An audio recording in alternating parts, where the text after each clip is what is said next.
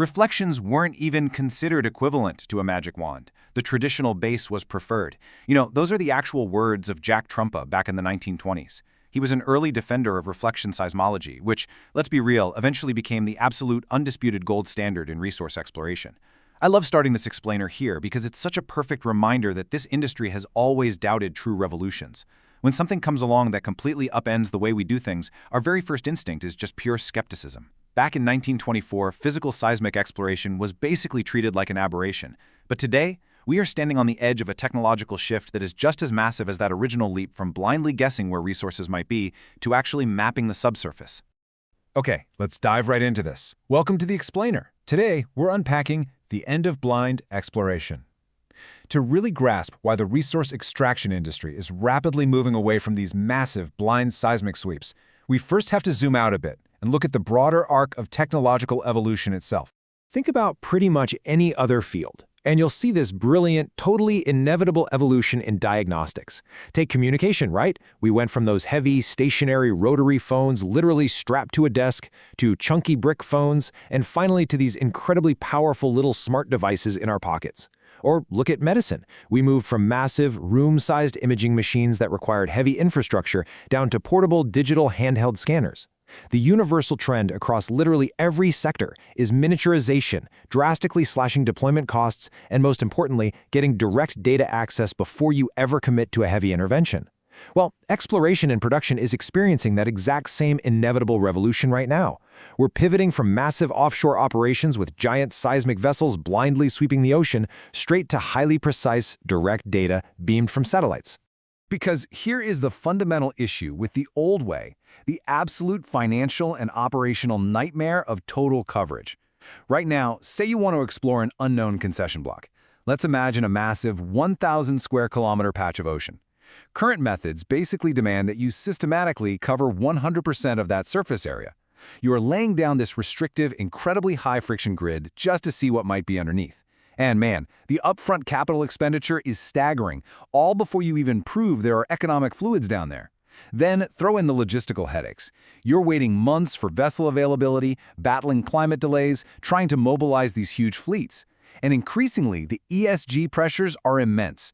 You're creating this maximum environmental footprint, blasting disruptive marine noise, and disturbing huge tracts of land, all to scan an unknown area, just crossing your fingers for a discovery. So the crucial point here is understanding the monumental shift in the actual physics we're using to look underground. Classic methods, things like ocean bottom nodes or magnetotellurics, they measure physical structures and resistivity contrasts. Now, they provide excellent geometric proxies, but ultimately they're only answering one question: is there a trap down there? RSS-NMR physics, that stands for Remote Sensing Satellites Using Nuclear Magnetic Resonance, entirely flips the script. By using direct satellite measurement of hydrogen resonance in the rock pores, it skips the proxy entirely. It directly answers the real question: is there free oil, gas, or water? It doesn't just look for the container, it looks for the fluid itself. And get this, it can delineate these anomalies up to 7 kilometers deep. That's over 4 miles down, achieving 60 to 80% reliability purely from remote sensing and hitting 90% after field validation. And this brilliantly illustrates the real-world difference this makes for an exploration team. With traditional seismic data, you're dealing with heavy, incredibly complex interpretation. You're staring at all these messy acoustic squiggles, analyzing wave reflections, scratching your head going, okay, sure, we see a fault, but where is the actual fluid? But then look at the RSS-NMR remote sensing output. It's just so clean. It's a direct, depth-calibrated reading. It literally graphs out the precise depth, giving you distinct bars for gas, oil, and water, alongside hydrostatic pressure estimations. The remote sensing isn't guessing where the fluid might be hiding in a rock formation. It directly illuminates and characterizes the reservoir for you.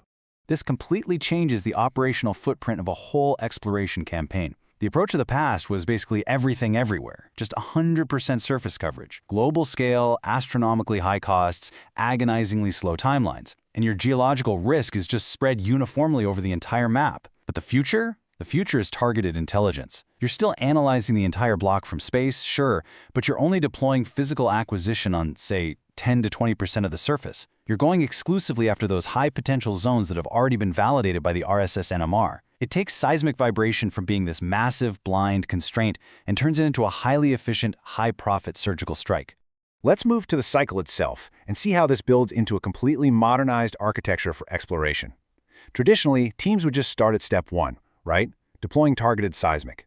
But this new paradigm introduces a mandatory, incredibly efficient step 0, RSS-NMR satellite filtering. By inserting this step way upstream, before any heavy physical programs start, portfolio managers instantly eliminate 80% of the sterile zones. Boom, just gone. Areas where there's simply no fluid, filtered out at literally less than 1% of the traditional cost. So, you prioritize your campaigns, you gain absolute flexibility, and then you move to step 1, heavily deploying your expensive tools exclusively on validated anomalies before you ever move to appraisal and production. Now, you might be wondering, does this just completely replace our existing physical tools? No, absolutely not. Instead, it creates this beautiful, synergistic exploration ecology. OBN and land seismic still give you vital, ultra-high-resolution 3D mapping of geometry and faults. Magnetotellurics still acts as your deep anchor for conductive structures, but we know their cost per square kilometer is really high. So RSS-NMR steps in as the global radar filter at the very beginning of the pipeline. Its main objective is pre-selection, direct identification of hydrocarbons or water. And because it does this for pennies on the dollar compared to classic methods, it ensures that your detailed magnifying glass, that incredibly expensive seismic grid, is aimed precisely, and I mean only exactly, where there is proven fluid potential. Now, what's really fascinating here is how this applies not just to wild, frontier regions, but to places where we are already operating. This technology is an absolute game changer for re-exploring mature assets, like brownfields and old concessions. Because it's an aerospace diagnostic, you can conduct completely new exploration on actively producing blocks without ever halting your current operations. You're literally scanning right through the existing infrastructure to detect blind spots. You can find bypass zones or fresh reservoirs completely missed by historical seismic studies. And the massive advantage here is rapid monetization. The second you find a new, bypassed reservoir right next to your known one, you can rapidly modify your production network under your existing already established permits. So when you pull all these threads together, adopting this workflow isn't just a neat idea, it becomes an undeniable economic and operational imperative. First off, we're talking radical Capex reduction. The initial survey cost is less than 1% of a conventional geophysical program. Let that sink in.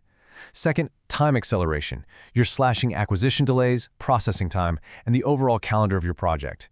Third is pure de-risking. That massive, heavy budget for your OBN or Vibrosis fleet, you are now spending that exclusively on proven hydrocarbon anomalies. And crucially, ESG alignment. Because you're not out there disturbing sterile Earth, you achieve a radical decrease in marine noise, surface disturbance, and your overall environmental footprint. Ultimately, combining remote sensing with nuclear magnetic resonance isn't just some fascinating whiteboard theory anymore. It is the new baseline standard of pragmaticism. It's the essential tool for characterizing resources before committing heavy, expensive assets to the field. Satellite filtering is truly the mandatory step 0 of profitability. Which leaves us with one incredibly important, provocative final thought. With this technology fully available, tested, and proven today, the question is no longer whether to deploy seismic, but why in the world would you ever deploy it over sterile zones? Thanks for joining me for this explainer. Keep asking the hard questions, and I'll catch you next time as we continue to break down the ideas shaping our world.